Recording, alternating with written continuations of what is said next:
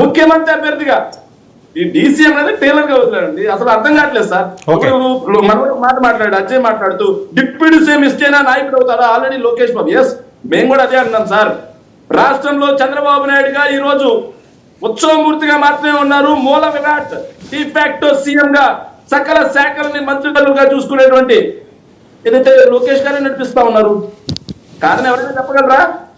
చంద్రబాబు నాయుడు ఇప్పుడు అందరూ అంటారు సార్ పవన్ కళ్యాణ్ గారు శక్తివంతుడు అది ఇదని. పవన్ కళ్యాణ్ గారు పాప పిఠాపురంలో ఒక సీఎం కూడా మార్చుకోలేదు లోకేష్ బాబు గారు అనుమతి లేకుండా. ఇలా ఆల్రెడీ డిఫాక్టో సీఎం గా ఉన్నాడు కదా బాబు.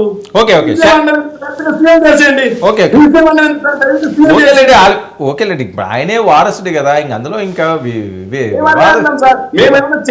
వివాదం ఏముందండి. నెంబర్ 2 ఆయనే, ఇప్పుడు పార్టీ బలమైన పార్టీ నెంబర్ 2 ఆయనే. పవన్ కళ్యాణ్ గారు కూడా నేను ఎప్పుడు సీఎం అవుతానని కానీ లేకపోతే ఇంకో రకంగానే ఆయన మాట్లాడలేదు. ఇప్పుడు అందులో పెద్దగా వేరే అంశాలు తీయాల్సిన అవసరం ఉంది. ఓకే డిప్యూటీ సీఎం అని అంటున్నారు కాబట్టి ఈ వివాదం. సార్ వర్మ గారు నేను చెప్పేది కూడా అదే సార్. పాపం పైనేమో వాళ్ళిద్దరూ అత్యంత సన్నిహితంగా ఉన్నారు, కింద పాపం జన సైనికులు ఎందుకు టీడీపీ వాళ్ళ చేత బండబూతులు తిట్టించుకుంటారు అని చెప్పి మీ ద్వారా పాపం వాళ్ళకి సలహా ఇస్తున్నాను. సో మీరు సానుభూతి చూపిస్తున్నారు.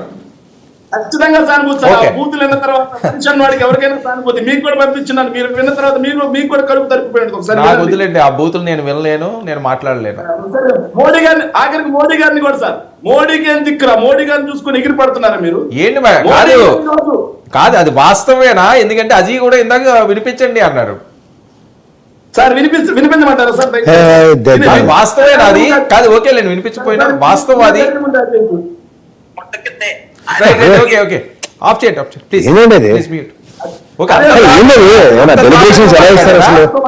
ఎవరండి అతను? ఎవరన్నా మాట్లాడింది ఎవరు?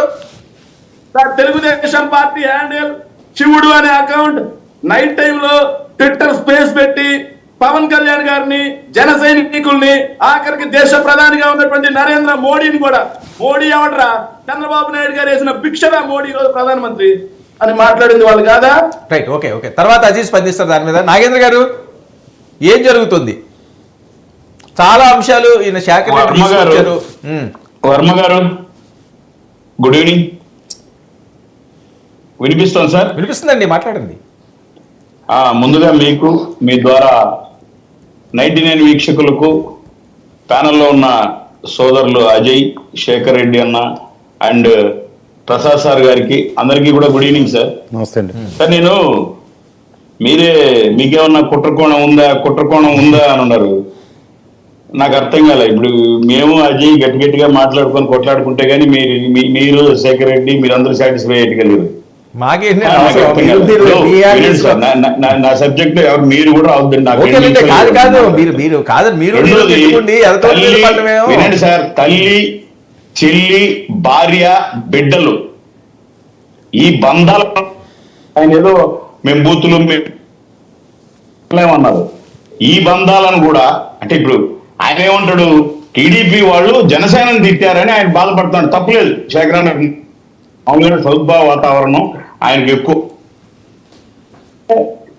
సొంత పార్టీ వాళ్ళే చల్లిని చెల్లిని వాళ్ళని తిట్టేనే చూడలేకపోయినారు. అప్పుడు ఏం చేసినాడో తెలియదు. రెండోది మళ్ళీ మాట్లాడుకున్నా స్టార్ట్ చేస్తానే 7 ఎత్తడం ఎందుకు, మేము ఇన్నాక రాసుకున్నా కదా. రెండోది వీళ్ళ బూతులు అంటే మా ఇంట్లో ఉన్నటువంటి తల్లులను, భార్యలను, బిడ్డలను వీళ్ళ బూతులనే తట్టుకున్న మేము ఇంకా పక్కన ఉన్నోళ్ళు తిట్టినా ఎదురున్నోళ్ళు తిట్టినా తట్టుకోగలిగే శక్తి నిజంగా ఆంజనేయ స్వామి రూపంలో ఉన్న మా పవన్ కళ్యాణ్ సార్ మాకు ఇచ్చినాడు. ఏ ఇబ్బంది లే.